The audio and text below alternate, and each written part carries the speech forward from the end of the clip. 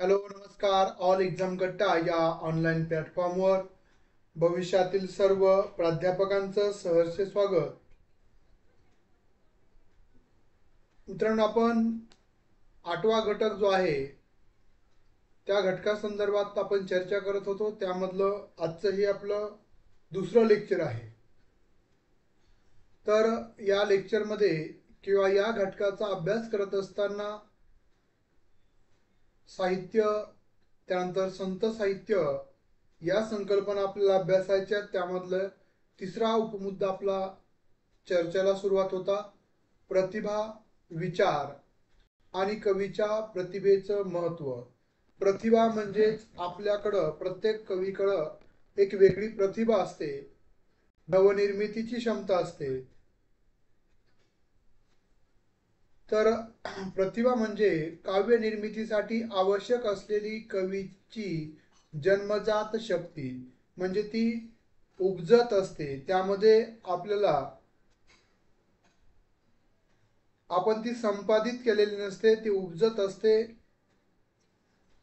किंवा स्फूर्ती ही शक्ती कवीला नवनवीन कल्पना, शब्द, अर्थ आणि अभिव्यक्तीचे मार्ग सुचवते. त्याला आपण प्रतिभा असं म्हणतो. कारण आपण सहज बोलत असताना देखील बोलत असतो एखाद्या व्यक्तीबद्दल, एखाद्या कवीबद्दल, एखाद्या राजकीय व्यक्तीबद्दल बोलत असताना आपण त्या व्यक्तीकडं, एक्स व्यक्तीकडं खूप प्रतिभा संपन्न व्यक्ती आहे असं आपण म्हणत असतो. पण ज्यावेळेस प्रतिभा ही संकल्पना साहित्याच्या दृष्टिकोनातून आम्हाला अभ्यासायची असेल, त्यावेळेस प्रतिभा म्हणजेच एक अशा पद्धतीची निर्मिती जी शब्द, कल्पना, साहित्यामधील कल्पना, साहित्यामधील शब्द, त्याचे अर्थ, त्याची अभिव्यक्ती याचे वेगवेगळे मार्ग सुचवते. तिला आपण प्रतिभा असं म्हणतो. मीना मॅडम नमस्कार. अनिता मॅडम नमस्कार. सोनाली मॅडम नमस्कार. सविता मॅडम, महेश सर नमस्कार. तर बघा, प्रतिभा याचे दोन प्रकार आहेत. सहजा प्रतिभा जी जन्मजात प्रतिभा असते, म्हणजे आपण मुळातच जन्मताच एखादं मूळ, जसं बालकवी त्र्यंबक बापू ठोंबरे हे खूप कमी आयुष्य जगले, मात्र त्या कमी आयुष्यामध्ये यांनी खूप मोठं साहित्यकृती निर्माण केली. म्हणजे त्यांनी शिकण्याच्या वयामध्ये साहित्यकृती तयार केली. संत ज्ञानेश्वर, संत ज्ञानेश्वरांनी वयाच्या 21व्या वर्षी, बरोबर आहे, समाधी घेतली. 16व्या वर्षी ज्ञानेश्वरी लिहिली. म्हणजे 21व्या वर्षापासून आपण कुठंतरी व्यावसायिक शिक्षणाकडे जात असतो. त्यावेळेस संत ज्ञानेश्वरांनी समाधी घेतली आणि 16व्या वर्षी ज्ञानेश्वरी लिहिली. म्हणजेच त्यांच्याकडे असणारी जी प्रतिभा होती, नवनिर्मितीची क्षमता होती, ती त्यांनी संपादित केली होती का? तर नाही. त्यांनी ती जन्मजातच त्यांना ती लाभलेली शक्ती होती. कवीला जन्मापासूनच लाभलेली नैसर्गिक शक्ती हा गुण ईश्वरदत्त असतो. पहिला प्रकार. दुसरा आहे कारयित्री प्रतिभा, अभ्यासातून विकसित होणारी प्रतिभा. अनेक साहित्यकृती अभ्यासल्यानंतर, वाचनातून आपल्यामध्ये जी नवनिर्मितीची क्षमता, लिखाणाची क्षमता विकसित होते, त्याला आपण कारयित्री प्रतिभा असं म्हणतो. सुभाष सर नमस्कार. आपला या प्रतिभेवर प्रश्न विचारले जातील. तर या प्रतिभेचे दोन प्रकार आहेत, सहजा प्रतिभा आणि कारयित्री प्रतिभा. आपण जर 15व्या शतकाच्या आधी, म्हणजे 12व, 13व, 14व आणि 15व या शतकामध्ये जे जे साहित्य, म्हणजे संत साहित्य निर्माण झालं, ते सहजा प्रतिभा. संत ज्ञानेश्वर कुठे शाळेत गेले होते? नव्हते. त्यानंतर संत तुकाराम महाराज असतील, त्यानंतर संत नामदेव असतील, चोखामेळा असेल, गोरा कुंभार असेल, त्यांची सहजा प्रतिभा होती. त्यामुळं त्यांच्या विचारातून, त्यांच्या सहजतेतून हे जे ते अभंग असतील, ओवी असेल, संत ज्ञानेश्वरांची ओवी आणि संतांचे अभंग, ह्या अभंगाची रचना केली ती आता देखील आपल्याला उपयुक्त आहे, मार्गदर्शक ठरत आहेत. अशा पद्धतीची सहजा प्रतिभा त्यांना उपजतच जन्मजातच लाभली होती. आणि कार्यत्री प्रतिभा अभ्यासातून विकसित होते. निरंतर अभ्यास, निरीक्षण, सराव आणि व्यसंग यातून विकसित होणारी प्रतिभा म्हणजेच कार्यत्री प्रतिभा होय. मच्छिंद्र सर नमस्कार. तर प्रतिभा म्हणजे काय? साहित्य कृतीमधील प्रतिभा आणि त्या प्रतिभेचे प्रकार हे आपल्या वरील पद्धतीने सांगता येतील. आता उदाहरण सांगायचं झालं तर कुसुमाग्रज, ज्यांना आपण वि वा शिरवाडकर असं म्हणतो, त्यांची कणा ही कविता अचानक स्फुरलेल्या प्रतिभेतून जन्माला आली असे म्हणतात. तर अनेक कवी व्यासंग आणि अभ्यासातून आपली प्रतिभा अधिक धारदार करत असतात.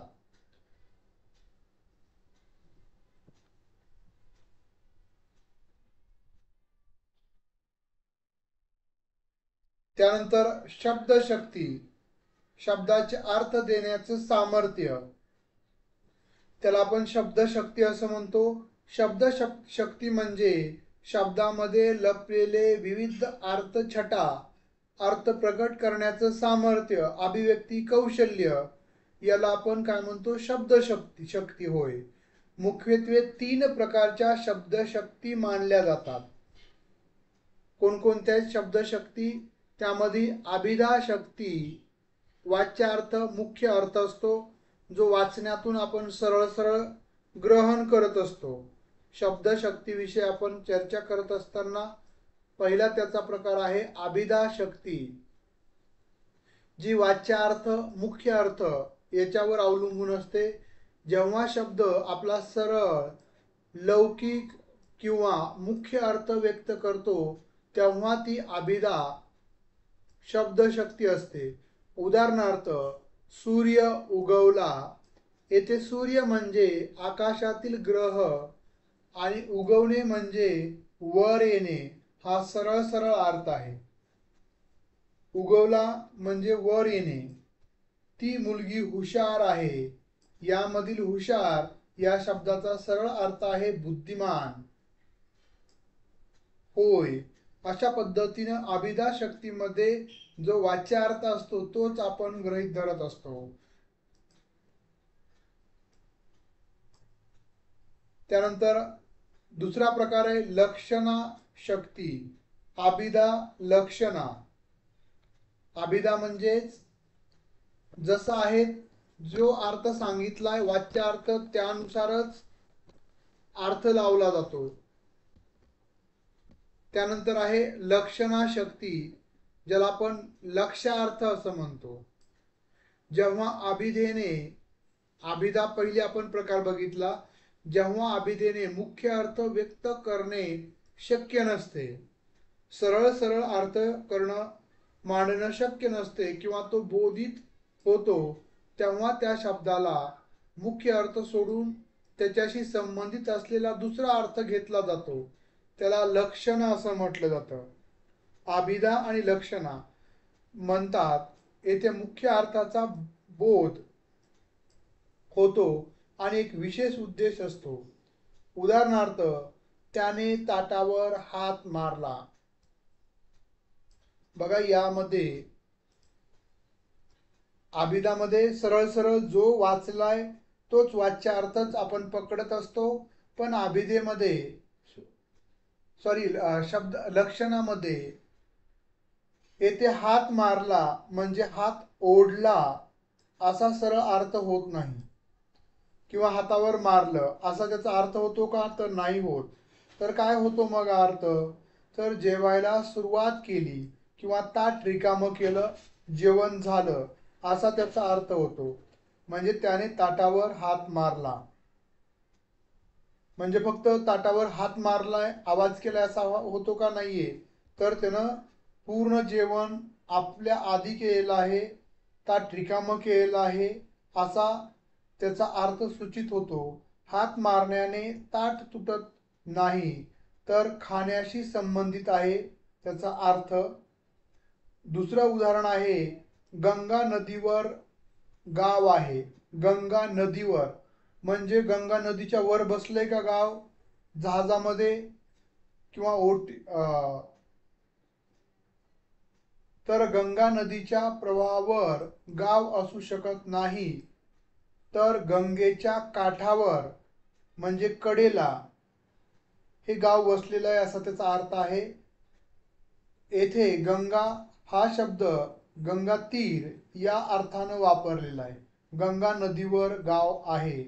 जसं आपण महाराष्ट्रामध्ये म्हणतो गोदावरीवर आमचं गाव आहे, म्हणजे गोदावरीच्या कडेला, सीना नदीच्या वर आमचं गाव आहे. अशा पद्धतीनं त्याचा वाच्यार्थ आणि लक्ष्यार्थ वेगळा असतो. त्यानंतर तिसरा प्रकार आहे शब्दशक्तीचा, व्यंजनाशक्ती, अभिधा, त्यानंतर लक्षणा आणि व्यंजना. व्यंगार्थ, सूक्ष्मार्थ. बघा व्यंजना म्हणजे काय, तर व्यंगार्थ किंवा सूक्ष्म अर्थ ज्यामध्ये दडलेला असतो, लपलेला असतो. जेव्हा शब्दशक्तीमुळे अभिधेने किंवा लक्षणेने स्पष्ट न होणारा असा एक विशिष्ट अभिधेने किंवा लक्षणेने स्पष्ट न होणारा असा एक विशिष्ट सूक्ष्म किंवा ध्वनित अर्थ व्यक्त होतो, तेव्हा त्याला व्यंजना शब्दशक्ती असं म्हटलं जातं. हा अर्थ अनेकदा वेगवेगळा असू शकतो, संदर्भानुसार बदलत असतो, वाचकाच्या बुद्धीला चालना देतो. हा काव्याचा आत्मा मानला जातो. काव्याचा आत्मा मानला जातो कोणता, व्यंजना. का बरं, तर बघा उदाहरण दिले त्यांनी. उदाहरणार्थ, सूर्यास्त झाला याचा सरळ अर्थ सूर्य मावळला असा आहे. अभिधा पण संदर्भाप्रमाणे याचे अनेक व्यंगार्थ असू शकतात. ते कसे, तर बघा, एखाद्या विद्यार्थ्यासाठी आता अभ्यास करण्याची वेळ झाली. एखाद्या शेतकऱ्यासाठी दिवसभराचे काम संपले, आता घरी जायचे आहे. सूर्यास्त झालाय, अभ्यासाची वेळ संपली, एखाद्या शेतकऱ्याचा दिवस पूर्ण झालाय, एखाद्या प्रेमयुगुलासाठी भेटीची वेळ झाली. अशा पद्धतीनं त्याचा वेगवेगळा अर्थ सूर्यास्त. आपण म्हणत असतो बघा, आता तुला उजडलं का, आता तुला उजडलं का, म्हणजेच त्याचा अर्थ असा असतो का की उजडलंय म्हणजेच सूर्य उगवलाय, नाही म्हणजे तुला खोड्या करायला आताच वेळ मिळाला का, असा त्याचा मतित अर्थ असतो. व्यंजनामध्ये हेच सांगितलेलं असतं, गूढ अर्थ किंवा मर्तीत अर्थ. ती मुलगी सुंदर आहे. बघा यामध्ये ती मुलगी सुंदर आहे या वाक्यात सरळ अर्थ अभिधा स्पष्ट आहे. पण जर कोणी हे वाक्य एखाद्या विशिष्ट संदर्भात म्हटले, जसे की ती मुलगी सुंदर आहे म्हणून तिला लगेच काम मिळेल, तर सुंदर या शब्दातून फक्त बाह्य सौंदर्यामुळेच फायदा मिळण्याची क्षमता असा व्यंगार्थ ध्वनित होऊ शकतो, म्हणजे त्याचा मतित अर्थ.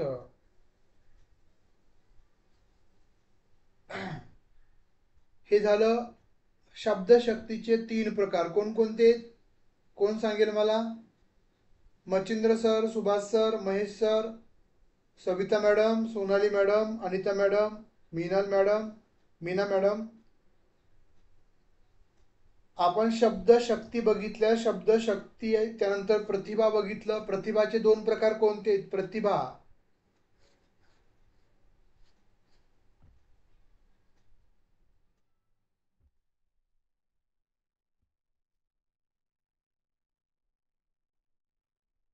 चला आपल्या प्रतिक्रिया चॅट बॉक्समध्ये देत चला.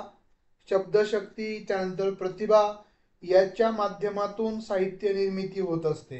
याच्या माध्यमातून कवी आपले विचार, आपल्या भावना व्यक्त करत असतो.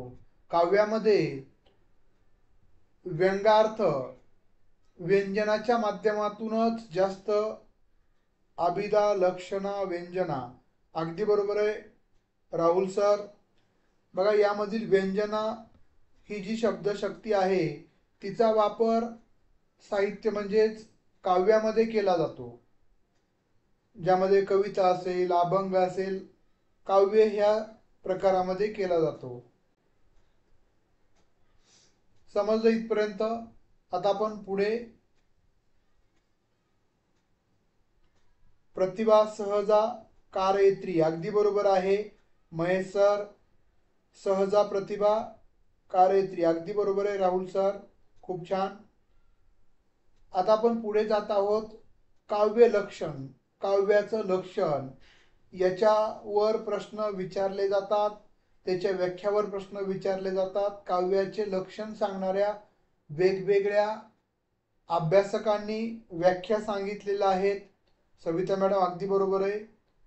तर काव्याची व्याख्या वेगवेगळ्या आचार्यांनी किंवा अभ्यासकांनी सांगितलेलं आहे. काव्य कशाला म्हणायचं, काव्याचं लक्षण काय आहे. जसं की आपण ज्ञानेश्वरीमध्ये शेवटच्या अध्यायामध्ये आता विश्वात्मके देवे येणे वाघ यज्ञ तोषावे तो शोनी मज द्यावे पसाय दाने यदा यदा ही धर्मस्य ग्लानी भवती भारत. हे भगवद्गीतेतील काव्यच किंवा श्लोक आहे. श्लोक देखील काव्य या प्रकारामध्येच येतो. त्यानंतर ज्ञानेश्वरीमध्ये ओवी आहे. त्यानंतर आपण जर पाहिलं संत नामदेव असतील, संत संत तुकाराम असतील, यांनी अभंगाच्या माध्यमातून जे काय काव्य स्वरूपामध्ये लिखाण केलेलं आहे. तर या काव्याचं लक्षण काय आहे, कशाला काव्य म्हणायचं. आपण गद्य आणि पद्य शिकत असतो, त्यामधील काव्य कशाला म्हणायचं. तर या संदर्भातील वेगवेगळ्या अभ्यासकांनी, विचारवंतांनी, भाषा अभ्यासकांनी काही व्याख्या केलेल्या आहेत. ज्यामध्ये संस्कृत अभ्यासक भामह यांनी काव्याची व्याख्या करत असताना सांगितलेलं आहे, शब्द अर्थो संहितो काव्यम. म्हणजेच काय, तर अर्थ, शब्दाचा अर्थ, त्याची संहिता, बरोबर आहे, शब्द आणि अर्थ यांचा समन्वय म्हणजे काव्य.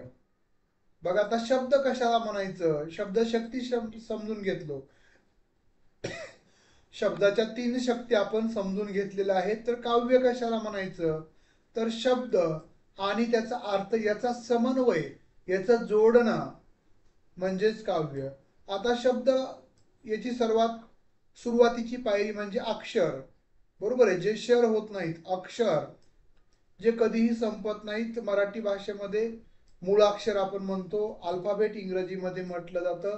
हे झालं अक्षर, म्हणजे जे शर म्हणजे कधीही न, म्हणजे न संपणारे, शर म्हणजे न संपणारे, अक्षर म्हणजे कधीही न संपणारे. पासून ज्ञेपर्यंत आपण कितीही अक्षर वापरले, किती वेळेसही किती जरी ग्रंथ लिहिले तरी हे संपतात का नाहीये, त्यामुळे त्याला अक्षर म्हटलं जातं. तर या अक्षरांची अर्थपूर्ण मांडणी म्हणजे शब्द. जसं बघा हे झालं काय, अक्षरांची अर्थपूर्ण मांडणी म्हणजे शब्द, आणि शब्द आणि अर्थ यांचा समन्वय म्हणजे काव्य. बघा आपण काव्याकडे जात असताना अक्षरापासून शब्दाची निर्मिती होते. उदाहरणार्थ आनंदवर्धन हे शब्द आहे. आनंदवर्धन एका व्यक्तीचं नाव आहे. जर मी हे आनंदवर्धन म्हटलं तर आपल्याला लगेच त्या व्यक्तीची किंवा त्यांनी केलेलं कार्य आपल्याला आठवायला सुरुवात होतं, किंवा आपण तो व्यक्ती पाहिला असेल तर त्याची प्रतिकृती आपल्याला दिसते, म्हणजे याला अर्थ प्राप्त होतो, आनंदवर्धन. पण जर हे मी असं लिहिलं असतं, न ध व द न आ, याला अक्षर म्हणता येईल का, कोण सांगेल मला. न व वंदना आ. आता याच्यातले जे अक्षर आहेत, जसं न या ठिकाणी घेतलंय, व व इथं घेतलेलं आहे, ध ध व द न आ, हे सर्व वरील अक्षर मी या ठिकाणी देखील मांडलेले आहेत. पण या ठिकाणी आनंदवर्धन म्हटलं की आपल्याला संस्कृत कवी आनंदवर्धन आठवतात, आणि तर न ध व द आनंदा न आ असं म्हटलं याला कोणताही अर्थ प्राप्त होत नाही, त्यामुळे याला आपण शब्द म्हणत नाही. मात्र या वरच्या आनंदवर्धनाला शब्द म्हणतो. प्राण याला शब्द म्हणतो कारण याला अर्थ प्राप्त होतो. मात्र इथं न प्रा असं म्हटलं तर याला कोणताही अर्थ प्राप्त होत नाही. भले त्या ठिकाणी असलेले शब्द त्या ठिकाणी असलेले अक्षर जरी आपण सर्व वापरले विस्कळीत स्वरूपामध्ये, त्याला आपण शब्द म्हणत नाही. शब्द आपण कशाला म्हणतो? अक्षरच असणार आहेत. या आनंदवर्धनामध्ये आ आहे, त्याला कान आहे, स्वर हा दीर्घ आहे, न आहे, द व धर न. यामधल्या या 1 2 3 4 5 शब्दांच्या अक्षरांच्या एकत्रित अर्थपूर्ण मांडणीला आपण शब्द असं म्हटलेलं आहे. आणि त्या शब्दांचा अर्थ आणि त्यांचा समन्वय म्हणजे काव्य होय. आता तुम्हाला शब्द कशातून निर्माण होतो? तो अक्षरातून, बरोबर आहे. अक्षरच अ पासून ने पर्यंत तुम्ही अक्षर शब्दामध्ये वापरत असता आणि त्यातून विशिष्ट अर्थ प्राप्त होत असतो. त्याला आपण अक्षरांची अर्थपूर्ण मांडणी म्हणजे शब्द असं म्हणतो. त्याच्या पुढे शब्दाचं कार्य, मग शब्दापासून साहित्य तयार होतं. गद्य साहित्य असेल, पद्य साहित्य असेल. पद्य साहित्य म्हणजे आपण कविता, त्यानंतर अभंग, ओवी, चारोळी, भारुड हे सर्व म्हणतो, ज्यामध्ये ताल, लय, सूर याच्यामध्ये ते वाक्य, ते शब्द बोलले जातात. त्यामुळे आपण त्याला काव्य असं म्हणतो, त्यामुळे आपण त्याला पद्य असं म्हणतो. तर बघा, भामह काय म्हणतोय? शब्दार्थो सहितो काव्यम. याचा अर्थ आहे शब्द आणि अर्थ यांचा समन्वय म्हणजे काव्य. ज्याला शब्द अर्थाचा समन्वय जमला, जसं आपण शेतामध्ये गेलो, निसर्गाचं सौंदर्य बघितलंय आणि आपल्या मनपटलावर निसर्गाचं वर्णन येत असेल, म्हणजे त्या शब्दांना आपण शब्दांचा समन्वय घडवतो आणि आपण एखादी चारोळी, निसर्गाचं वर्णन काव्य स्वरूपामध्ये करत असतो. जसं दिवाळी हा सण आहे, दिवाळी सणामध्ये आपण बोलत असतो, त्याचं जर वर्णन मला गद्य स्वरूपामध्ये करायचं असेल तर दिवाळी हा 3.5 मुहूर्तापैकी एक महत्वाचं मुहूर्त असणारा हिंदू धर्मातील सण किंवा उत्सव आहे, ज्यामध्ये आपण दीप प्रज्वलन करत असतो. दिव्यांचा सण म्हणून देखील हा दिवाळी सण साजरा केला जातो.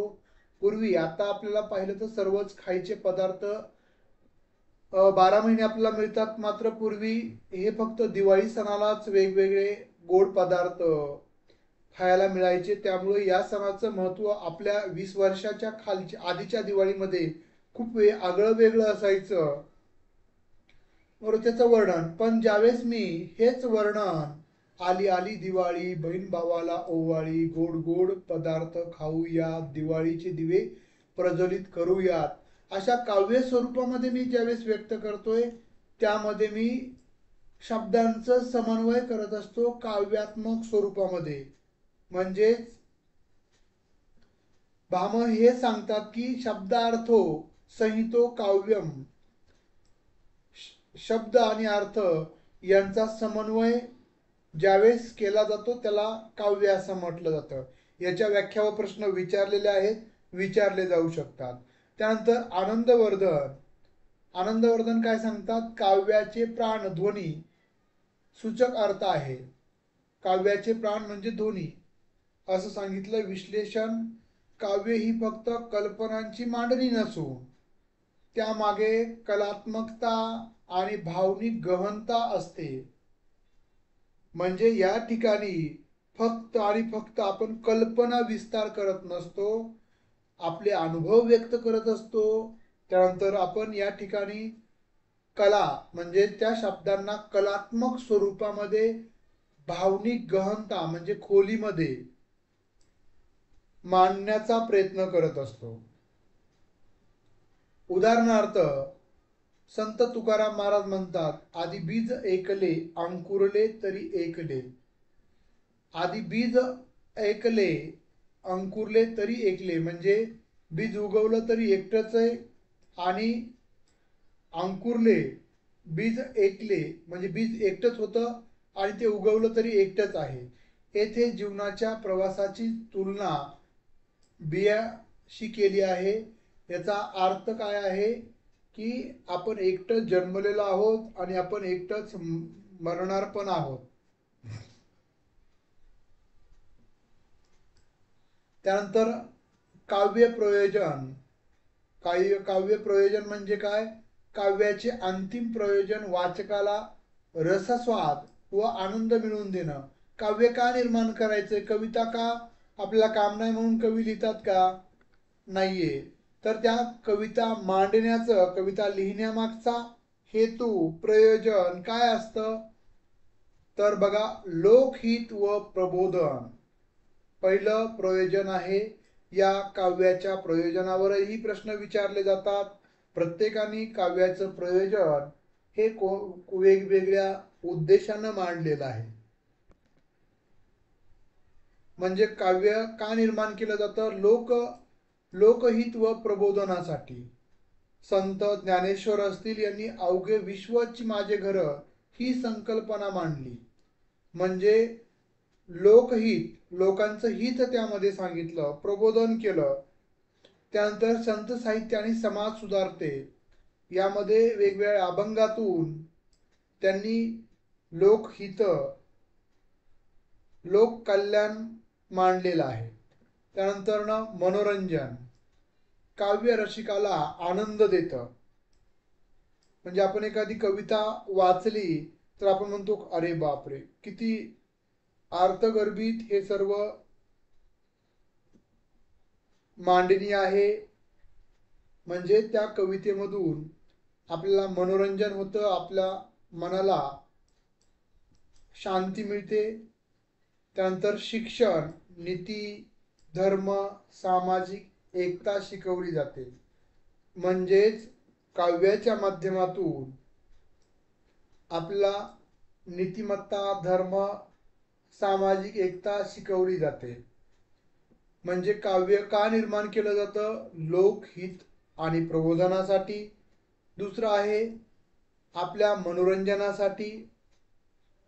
त्यानंतर शिक्षणासाठी. काव्याच्या माध्यमातून शिक्षण दिलं जातं, जे नीतिमत्ताचं, धर्माचं, सामाजिक एकता याच्याविषयीचं. उदाहरणार्थ समर्थ रामदास मनाच्या श्लोकामध्ये सांगतात, मन करारे प्रसन्न सर्व कार्याचं साधन. काव्याचे उद्दिष्ट म्हणजे मानसिक शांती व जीवनशिस्त होय. म्हणजे काव्यातून आपल्याला मानसिक शांती, मनोरंजन, शिक्षण अशा वेगवेगळ्या व्यापक संकल्पनेतून काव्याची निर्मिती होत असते. त्यानंतर आहे प्रतिभा विचार. काव्य निर्मिती ही केवळ नियमावर आधारित नसून कवीच्या प्रतिभा शक्ती, सर्जनशील शक्तीवर अवलंबून असते. अन्यथा आपण बघत असतो बघा, अनेकांना गवत, म्हणजे मी सारखं उदाहरण देत असतो, आपण डोंगरावर किंवा आपण कास पठार जे सातारा म्हणजे जवळ आहे त्या कास पठारावर गेला, तिथं लाखो हजारो फुलं उमगलेली आहेत. म्हणजे उमगलेले असतात आणि त्या ठिकाणी आपण जातो, फिरतो आणि असंच पायाखाली तुडवत तुडवत फुलं घेऊन निघून येतो. पण त्या ठिकाणी तुमच्यासारखा एखादा प्रतिभा संपन्न व्यक्ती गेला तर त्या ठिकाणी त्याला, जसं संत इंद्रा संतांनी गवत फुलावर कविता लिहिली. साधं गवताचं फूल जे आपल्या पायाखाली, आपल्या पायदळी कितीतरी वेळेस डोंगरावर दऱ्यामध्ये फिरत असताना तुडवत असेल, त्यावर त्या लिहितात, गवत फुला रे गवत फुला, सान सानुल्या रंग रंगुल्या, गवत फुला रे गवत फुला, असा कसा रे मला लागला, सांग तुझा रे तुझा लळा, माळावरती पतंग उडीत फिरताना, तुला पाहिले झुलता झुलता, वाऱ्यावरती झुलता झुलता हसताना, गवत फुला रे गवत फुला. म्हणजे त्या गवतावर उमगणारं फूल, त्यातली त्या तेच फूल तुम्ही बघितलं मी बघितलं, पण त्यामधली सृजनशीलता, त्यामधलं वेगळेपण इंद्रसंतांनाच का दिसलं? कारण की त्यांच्याकडं असणारी संवेदनशीलता, त्यांच्याकडे असणारी सृजनशीलता ही त्यांनी त्यांच्या शब्दामध्ये शब्दबद्ध केली. अन्यथा आमच्या शेजारी जरी आपण माणसं मेली तरी आम्हाला आमच्याकडे एवढं संवेदनशीलता नसते. मात्र या ठिकाणी कवी, लेखक, संत यांना एखाद्या प्राण्यामध्ये, एखाद्या पक्ष्यामध्ये, एखाद्या वनस्पतीमध्ये जिवंतपणा दिसतो आणि त्यांच्याविषयीची आपुलकी, माया दिसते. भूता परस्परे पडो मैत्र जीवांचे, म्हणजे सर्व प्राणी मात्रांचा विचार त्या संत ज्ञानेश्वरांनी वयाच्या 16व्या वर्षी मांडला. बघा, भूता परस्परे पडो मैत्र जीवांचे. तर ती काय आहे? तर त्यांच्याकडे असणारी सृजनशीलता जी आपल्याला दिसत नाही, मात्र त्या कवी मनाला दिसते. त्यानंतर भामह म्हणतात, कविनाम प्राण एवा प्रतिभा. कवीचे प्राण म्हणजे त्याची प्रतिभा होय. भामह हे सांगतात की कवी नाम प्राण एवा प्रतिभा, म्हणजे कवीचं प्राण म्हणजे त्याच्याकडं असणारी प्रतिभा. आपण बघा, कुठं जरी असलो आणि जर आपल्याला एखादं गाणं, म्हणजे अतिशय शेतामध्ये नांगरत असताना, शेतामध्ये काम करत असताना एखाद्या ट्रॅक्टरवर गाणं वाजलं की आपल्याला लगेच आवाज येतो, अरे हा आवाज लता मंगेशकरांचा आहे.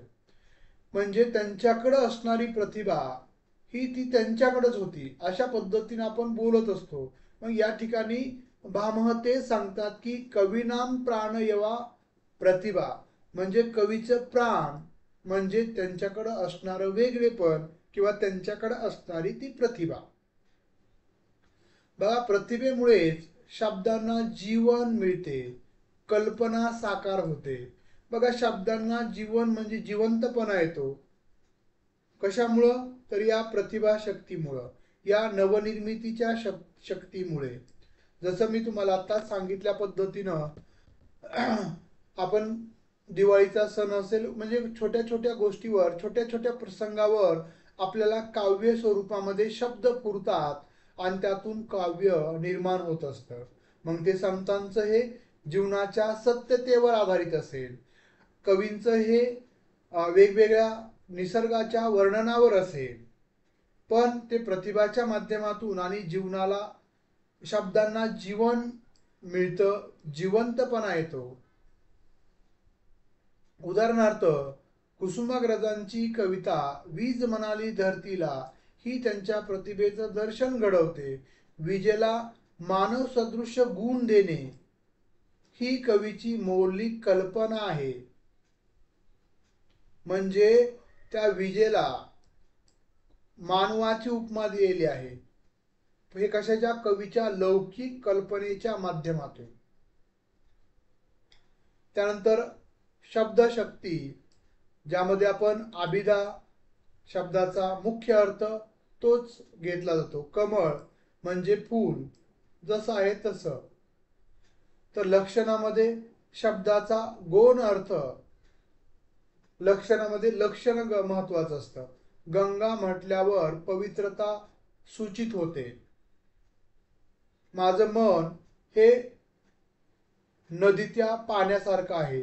खळखळ म्हणजे सरळ मार्गी, कुठंही आडकाटा त्यामध्ये नाही, असं आपण म्हणत असतो. खरंच आपण आपलं मन म्हणजे नदीच्या पाण्यासारखं असतं का? नाही. हे झालं लक्षणा. अभिधा म्हणजे जसं आहे तसं. त्यानंतर व्यंजना, शब्दाचा सूचक अर्थ, यामध्ये मतीत अर्थ म्हणूयात. चंद्र म्हणजे प्रियकराचे सौंदर्य. चंद्राची शीतलता जशी आहे तसं तुझं माझं प्रेम आहे, असं ज्यावेळेस आपण वर्णन करतो म्हणजे उपमा देतोय आपण चंद्राच्या शीतलतेची. उदाहरणार्थ संत ज्ञानेश्वरांनी आनंदाची दोन्ही काठे हरिप्रेमाचे सागर किंवा हरिमुखे म्हणा हरिमुखे म्हणा पुण्याची गणना कोण करी, म्हणजे तुम्ही मुखानं म्हणजे तोंडानं जरी हरी म्हटलात तरी तुम्ही पुण्य एवढं अंगीकाराल की त्याची गणना मोजणं कुणीच करू शकणार नाहीये. अभिदा म्हणजे सागर, पाण्याचा समुद्र.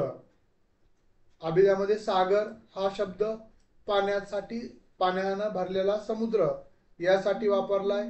लक्षणा समुद्र म्हणजे विशालता, व्यापकता. माझं मन हे सागरासारखं समुद्रासारखं व्यापक आहे, म्हणजे सर्व नद्यांना, सर्व गुण, सर्व माझ्या मित्रांच्या गुण दोषांना मी अंगीकारलं, म्हणजे एका मी ग्रहण करू शकतो, एवढी व्यापकता माझ्या मनाची आहे असं आपण म्हणत असतो. तर व्यंजनामध्ये ईश्वर प्रेमाची गहनता, ईश्वर प्रेम म्हणजेच खूप व्यापक संकल्पना आणि मतित अर्थ त्यामध्ये दडलेला असतो.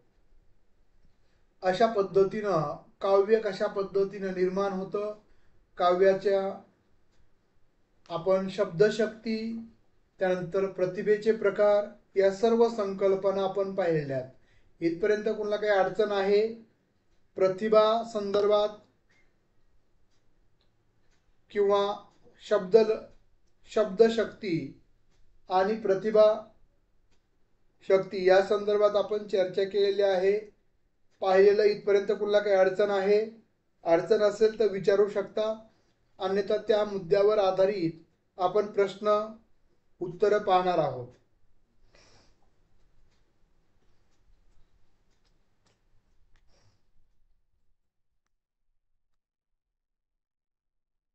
हा तर पहिला प्रश्न आहे, शब्दार्थो संहितो काव्यम हे काव्य लक्षण कोणी मांडले?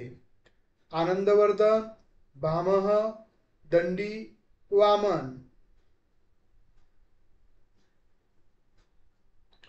तर योग्य उत्तर आहे पर्याय क्रमांक बी, भामह.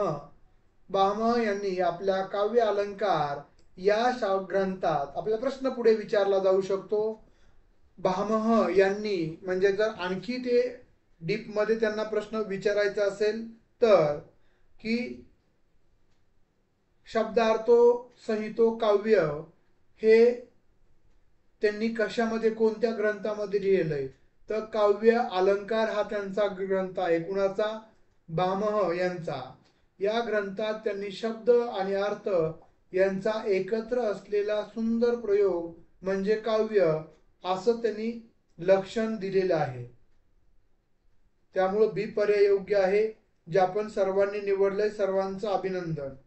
पुढचा प्रश्न आहे, काव्य निर्मितीत जन्मजात शक्तीला काव्यशास्त्रात काय म्हणतात? प्रयोजन, रीती, प्रतिभा, व्यंजना. काय म्हटलं जातं बरं?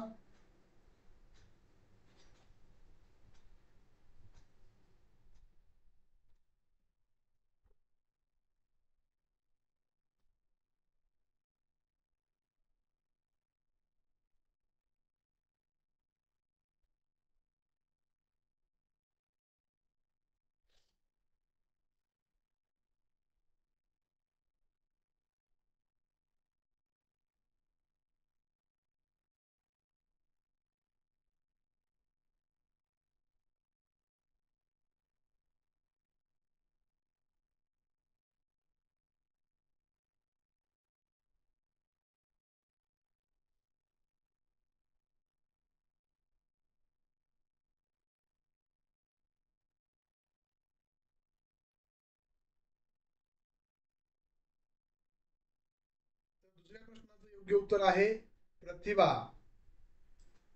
काव्य निर्मितीतील जन्मजात असणारी उपजत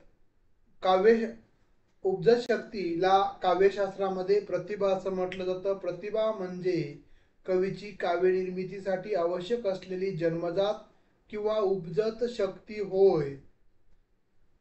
त्यानंतर तिसरा प्रश्न, गंगा नदीवर गाव आहे या वाक्यात कोणत्या शब्दशक्तीचा वापर झालेला आहे? अभिधा, लक्षणा, व्यंजना यापैकी नाही.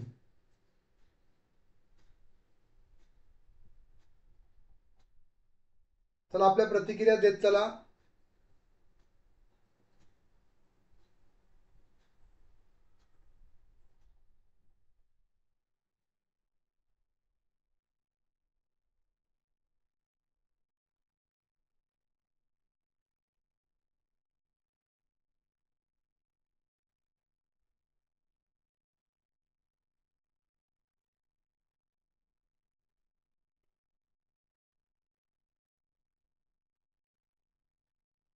योग्य उत्तर आहे लक्षणा. नदीवर, गंगा नदीवर गाव आहे यामध्ये लक्षणा बघा. गंगा नदीच्या प्रवाहावर गाव असू शकत नाही, तर गंगेच्या काठावर, तीरावर असा त्याचा अर्थ घ्यायचा असतो. गंगा हा शब्द गंगा तीर या अर्थानं त्या ठिकाणी वापरलेला आहे. पुढचा प्रश्न आहे चौथा, काव्य प्रकाश हा प्रसिद्ध ग्रंथाचे कर्ते कोण आहेत? विश्वनाथ, मम्मट, अभिनवगुप्त, जगन्नाथ.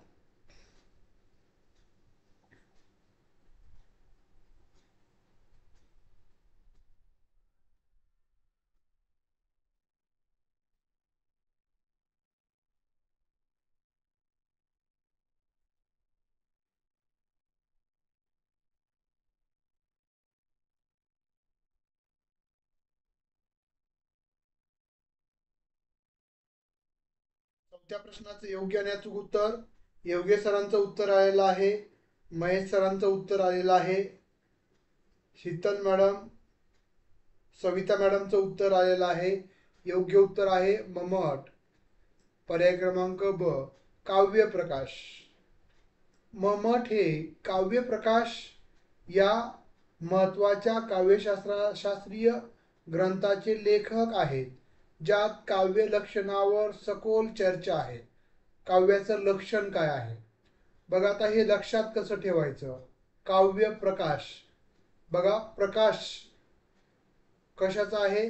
काव्याचा. कुणी दाखवलाय? म म म म ट अशा पद्धतीनं प्रकाश दाखवलाय मम्मटांनी. त्यानंतर पुढचा प्रश्न आहे, सद्य परनिवृत्ती हे काव्याचे कोणते प्रयोजन आहे? सद्य परनिवृत्ती हे काव्याचे कोणते प्रयोजन आहे? धनप्राप्ती, यशप्राप्ती, तत्काळ मिळणारा आनंद, अमंगल निवारण.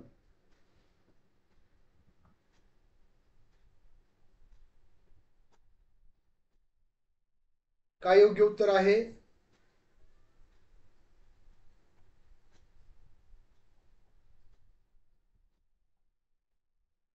पाचव्या प्रश्नाचं योग्य आणि अचूक उत्तर,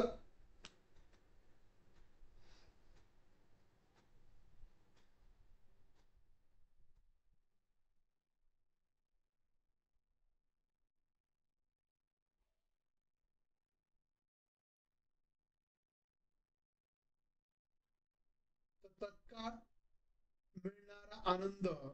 सद्य बघा, सद्य परनिवृत्ती, सद्य म्हणजे लगेच, सद्य परनिवृत्ती.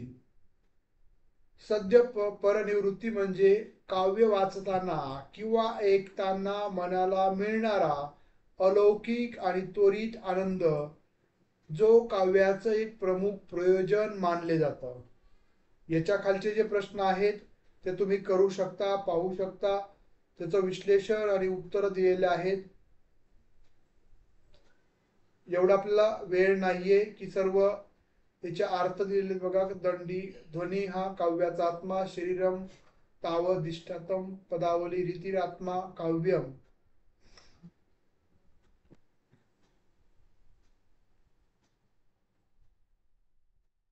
काव्याची रीत सांगितलेली वामनांनी, शरीर सांगितलेले दंडींनी, आणि ध्वनी हा काव्याचा आत्मा आनंदवर्धनाने सांगितलेला आहे.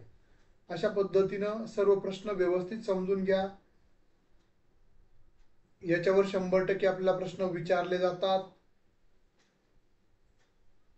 ऍप्लिकेशनवर, आकलनावर, उपयोजनावर कसा जरी प्रश्न विचारला तरी आपला परिपूर्ण सराव व्हावा या उद्देशानं आपण तयारी म्हणजे हे सर्व प्रश्न आणि उत्तर दिले. ध्वनी हा काव्याचा प्राण आहे असे कोणी म्हटलेलं आहे? ध्वनी हा काव्याचा प्राण, आनंदवर्धन. बरोबर आहे. हे सर्व प्रश्न आणि उत्तर तुम्हाला स्वतःला करायचे आहेत. यानंतर आपण पुढचा जो मुद्दा आहे म्हणजे 8व्या घटकातील दुसरा मुद्दा, रीतिविचार आणि ध्वनी विचार. रीतिविचार आणि ध्वनी विचार याच्याविषयी चर्चा आपण उद्याच्या लेक्चरमध्ये करणार आहोत. इथपर्यंत तुम्हाला काही अडचण आहे, काही शंका असेल तर विचारू शकता, अन्यथा आज आपण इथंच थांबूयात. रीतिविचार आणि ध्वनी विचार हा 8.2 हा दुसरा मुद्दा उद्याच्या लेक्चरमध्ये आपण अभ्यासणार आहोत. चालेल. काही डाऊट असतील तर विचारू शकता, अन्यथा आपण थांबूयात. धन्यवाद.